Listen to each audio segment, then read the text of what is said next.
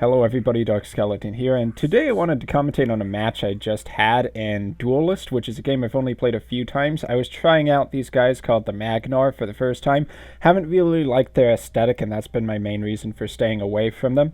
And I had this great match against a Vespyr opponent in Ranked. It's just Bronze League, so nothing serious. Don't expect great plays here. I'm still a noob at the game. Like, for instance, I forgot to mulligan my cards. That's pretty bad.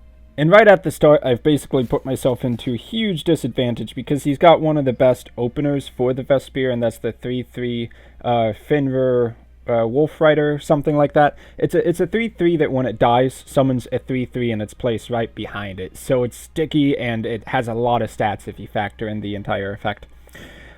And if you know the cards in my hand, basically I've got nothing that can directly answer that 3/3. The best I really have in terms of stats is my own 3/3 that grows +1/+1 every single turn.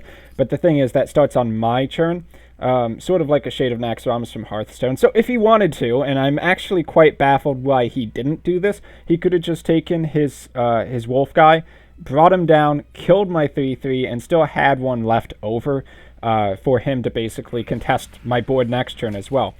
And to be honest, I think maybe playing this way was kind of overly greedy on his part. I get the idea. The infiltrate mechanic, when you play minions on your opponent's side of the board, they get stat buffs and that kind of thing. And he's got a lot of infiltrate cards in his deck, so a 2-mana 4/3 is quite solid. But I'm able to remove both of his guys using my life as a resource and both of my removal spells. The natural selection basically remove the weakest attack-wise minion off the board. And the fact he didn't remove my minion, it means that now I have a 4/4 that's going to become a 5/5. So in terms of board state right now, I'm actually in the lead, which is almost inconceivable how that happened. I guess Bronze League, but it doesn't really matter too much anyway, because he's going to unleash this strategy that I've never actually seen a Vespyr do. Maybe these walls he's about to summon are actually a card that you have to have been playing for a while in order to get. It does feel like his deck is much more complete than someone who's basically a free-to-play novice like myself. So as you can see, when each of those walls got summoned, his Snowman, which is like a 3-mana 2/3, gets to chuck these 2 damaged snowballs at, I don't know, I think it is random enemy targets, and 2 of those hit my dude, so I lose my 4/4 for nothing, and that is quite brutal, especially because his walls are basically preventing me from getting to him, so I need another answer to that, and the one I come up with is basically I've got to dispel that. I can't let him just summon 3 more walls and blow away my entire field again. But I really like that play that he made because I hadn't really seen the value of the wall cards. I know that the Vespyr have had them, but the walls also count as a Vespyr minion, or at least these do. So that Snowman specifically, the effect only triggers when a Vespyr minion is summoned, which can be a wall apparently, which is hilarious and also quite effective. So he just goes ahead and trades his Snowman guy into my 2/2, which, I mean, it's fair, it's reasonable, it's just an equal trade. You don't really gain much out of it. But I think indicators like that kind of point to the fact that this guy's playing very slow. And for the Magnar, from what I've seen going up against them, I'm playing very slow as well. A lot of these guys, when they play Magnar, because they have such strong artifacts, basically weapons, to equip your guy, I've seen a lot of them just basically go ham and say, well, my big general is going to just take out everything with a 6 attack weapon, or just go straight for the enemy hero. And it's actually been pretty effective whenever it gets played against me. But I just kind of prefer to play more slow and methodical and unnecessarily long game. So here I'm not entirely sure what he's doing. Maybe he disconnected for a minute, and I actually forgot this actually happened, so maybe I just should have straight up lost this game, but given that I messed up the mulligan, I guess I don't feel that bad about it. The good part, or the part I think is really cool, basically comes up after this, because you'll notice I only have 17 life left, which is fine. That's enough usually to get you through the game, but I haven't even touched him. I'm basically trying to play my deck as pure board control, kind of like you would in Hearthstone. It doesn't work out the same way. I think to a degree and once again, this is from a novice's opinion, it just seems like throwing everything you got at your opponent's face is a more viable strategy in this game, even if your opponent can retaliate. Another thing I've noticed that's really unique to this game is if you see the 2-2 that's right below my general right there, I summoned that to the field by recycling it back into my deck. There are a few cards that benefit whenever you take a card and put it back into your deck for a new one, which you can do once a turn.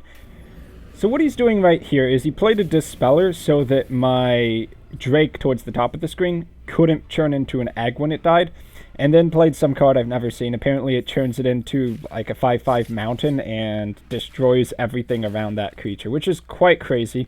I probably would have been in the lead if it wasn't for that, so that hit me pretty hard.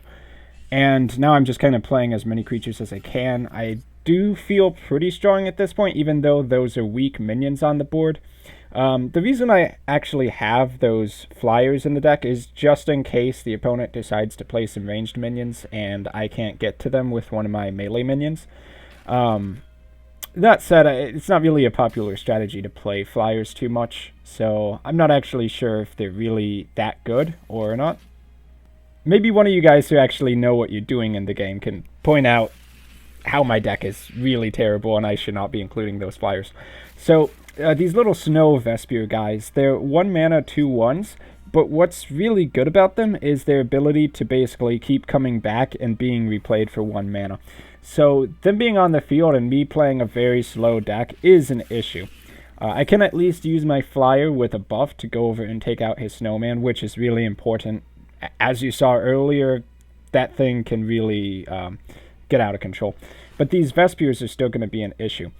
So actually drawing that Chromatic Cold is a nice deal because it can dispel the ability of the Snow Vespyrs to return themselves to their owner's hand. So I can kill one of them, and that's going to basically put it back in the owner's hand. Because I know he has Chromatic Cold, that's the only reason I made that trade of a 4/2 right there into the 2/1. Plus, it prevents him from playing it because when it gets added back to his hand's already full. So it's kind of like I burned a card. Well, no, it is literally I burned a card. And I still have the Chromatic Cold for when he basically inevitably replays the second one. Though he drops this thing, which is kind of a big issue.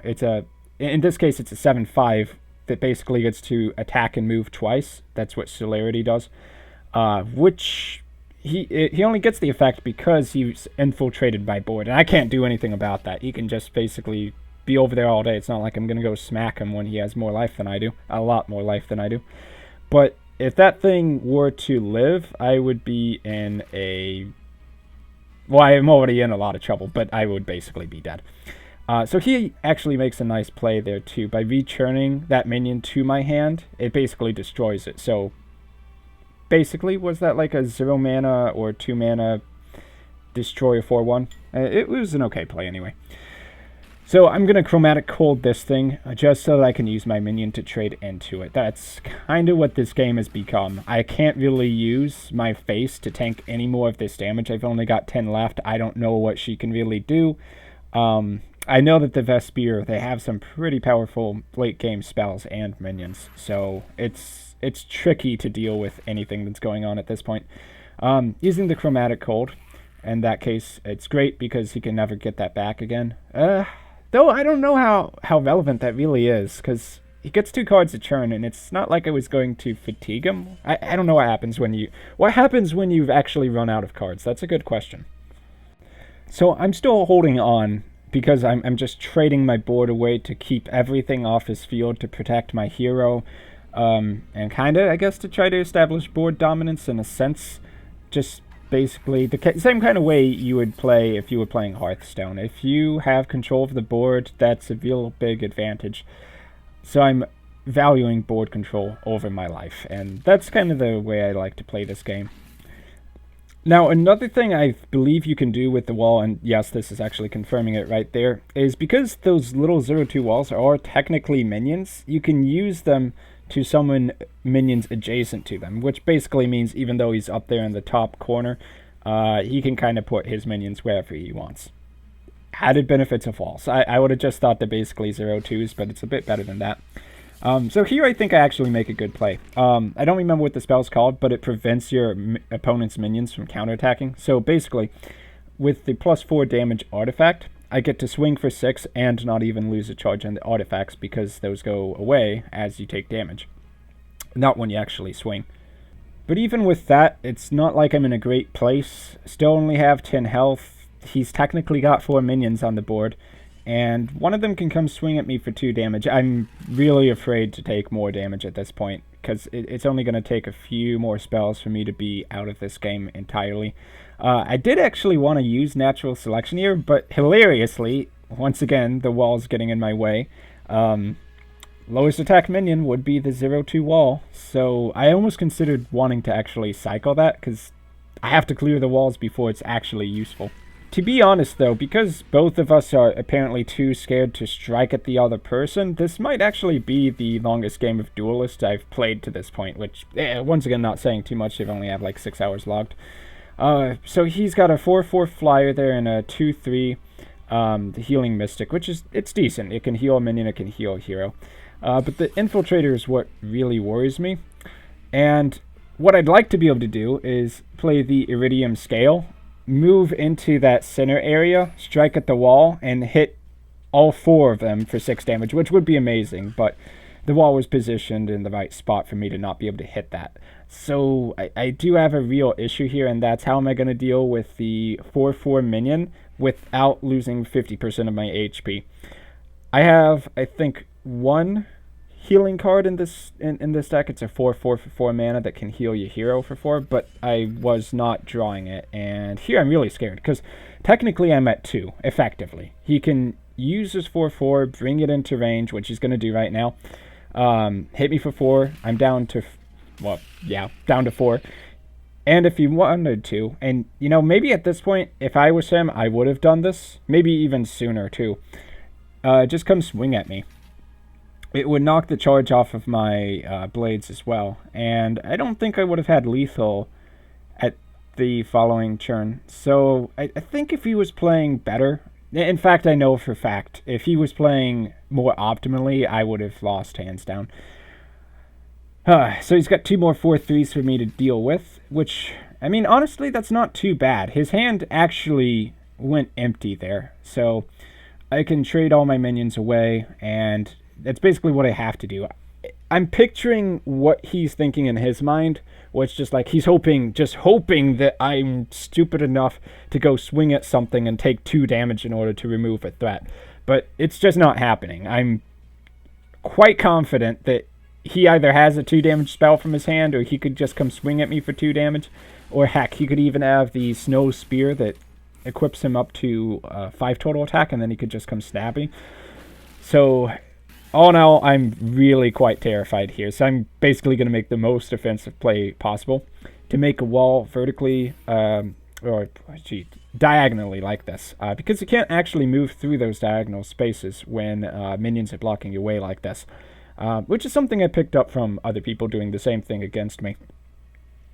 So I don't actually think I'm going to win at this point, simply because all he needs is a way to deal 4 damage, and that's really not that hard to come up with. Putting the 10-4 there is kind of threatening. At the same time, though, I'm just going to find any possible way to remove that without attacking it directly, so I'm not really that concerned about how it has 10 attack. I think a 4-10 definitely would have been way more threatening. So he actually does attack my 4-2 that lets me draw a card. I guess that was the right play. It's not like he can just go hit the golem that has 9 HP. That would be kind of pointless. So you've got to find a way here to hit the 10-4. And I can't even honestly attack the 2-3. If I do that, he'll probably just walk up to me and hit me for 2 damage. Play one of those chromatic cold spells. He'll find 2 damage somehow. I'm just so terrified to lose any HP whatsoever. And I think I technically still have the frenzy too, so I could have attacked that if I chose to, and killed both of them, but I would have taken 2 damage. And yeah, I technically could have done that, but I still stand by this as being the right play. just can't put myself into that range where I basically die to anything. It's better to just throw the minions away and preserve that HP.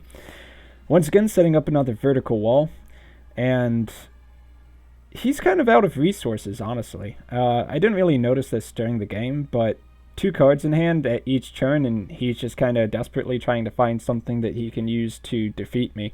But I think although his deck is kind of more slow than most people's, and mine is as well, he doesn't really have a lot of really high power late game that would shut this out.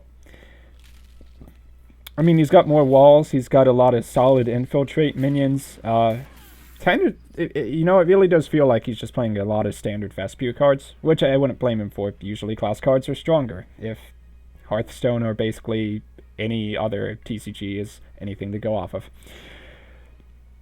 So once again, the plan is I cannot swing for damage here. If I do that, I'm probably going to die. So I actually use the natural selection after buffing my minion, so that the walls are considered the weakest minion on the field once again.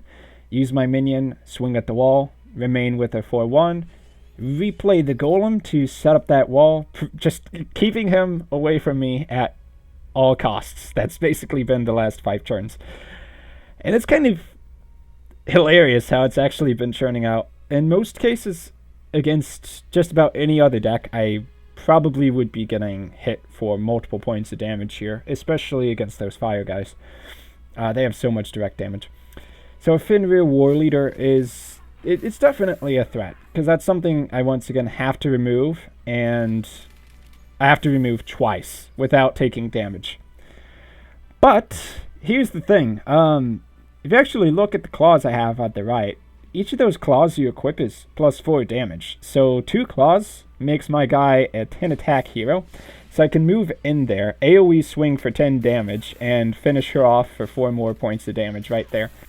And I think that was probably one of the greatest cases of stalling to win the game I've ever seen in a TCG game. That said, once again, I know Bronze League, he probably should have won if he was playing better, but same could be said of me if I was playing a real deck. If I actually mulliganed my cards at the start, like I should have done 100%.